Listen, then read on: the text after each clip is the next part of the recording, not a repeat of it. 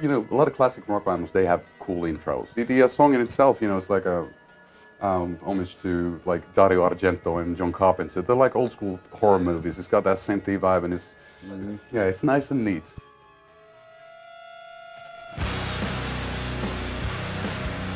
All Lips Go Blue is the first single actually here, and in the States as well, and it is, for us, I think it's an important track because it was one of the first ones we actually got together.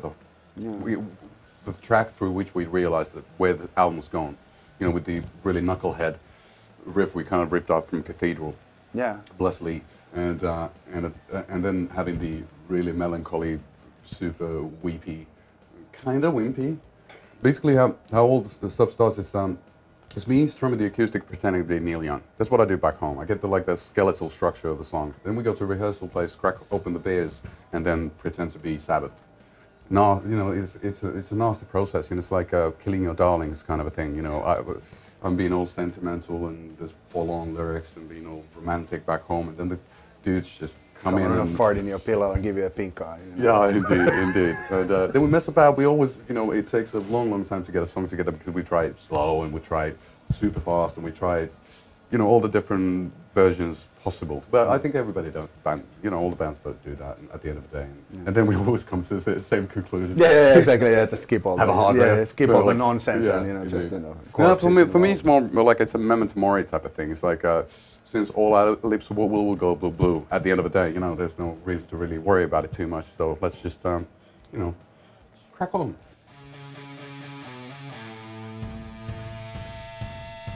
The title is a hats off to Aleister Crowley. Of course, you have to have one. He had a book called Magic Without Tears. So, as a big fans of Led Zeppelin, through you know, Jimmy Page's fascination towards Aleister Crowley, you know, we kind of like, or at least I got into the idea that you got to be at least pseudo-satanic to play rock and roll. Yeah. And so that's where the title came from. And I think it's about hopeless hope. You know, not quite being sure whether you want life to be all jolly.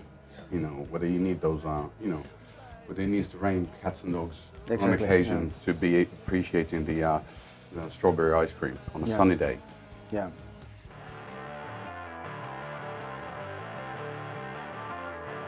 It's probably the most chaosy and the kind of grittiest sounding song with me.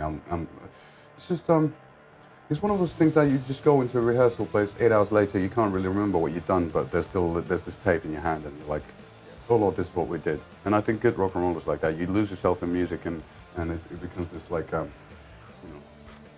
know, transcendental meditation. Yes, yeah, like a purple haze. Yeah, indeed. But well, and beer had nothing to do with that. But yeah, Now Will Be the End of You. That's about the singer having a conversation with love, if love would be an entity. So love is kind of threatening the singer, saying that I will be the end of you, and I'm saying to love that, okay, give me all you got, and we'll see what happens.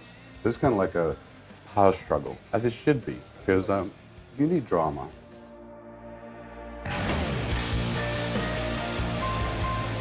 It's the most, like, it's kind of the poppier, more anthemic thing, isn't there? There's that huge, gayish keyboard melody and with the massive guitars, obviously. But yeah, lyrically, all the church bells, all that stuff is. I wrote about the beginning of Sabbath's first album. So since we were talking about the title for the album being homage to our idols, you know, so a lot of lyrics in that song reference to songs that are very important to me. But at the same time, there's an underlying story. Since actually on the day I wrote it, there was thunder roaring. You know, but no church bells. I don't think so. No, I actually had my ringtone was church bells. Oh, okay. So it's kind of complicated. You know. I think my I think my bird was calling me, so I heard church bells while it was thundering, and then at the same time I was thinking about Sabbath. So there's like two things going on: the baby, you know, let me hold your hand thing, and then the fact that, you know, I thought that it's like a love song to music we grew up with, and you know, all the songs that, you know, made us who we are, in good and bad. The Neil and Mom, that's such a classic rock imagery. Tim Palmer hated it. He was like, oh, really? Isn't that a bit old? But that's Hand of Doom. No, well, it could be Hand of Doom, okay, Sabbath again. But for me, what it means is the needle of the vinyl arm. So, yeah. Or perhaps a tattoo needle, or you know. Well, it could be like more, a you know, crochet thing. that's how I kind of like, that's how I kind of like, I was thinking, you know, life as a vinyl, you know, you can like put the needle on and then you don't want to shake it too much so it doesn't skip, but it does skip when you mess about, when you fuck up. And then at some point it ends and you're trying to rewind it and change the tempo and, you know, from 78 to 33 and everything in between. So there's a lot of that kind of stuff, you know, with the actual vinyl player, the actual music I've listened to on vinyl, and it's just, for me, I've found it like, for me, it was a new angle. It's funny how people always assume the worst.